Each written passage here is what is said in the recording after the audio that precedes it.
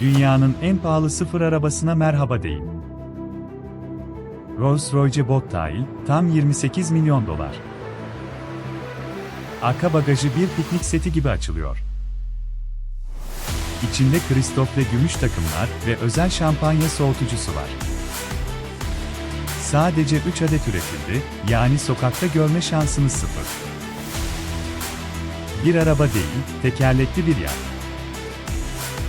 Zenginliğin, zarafette buluştuğu son nokta.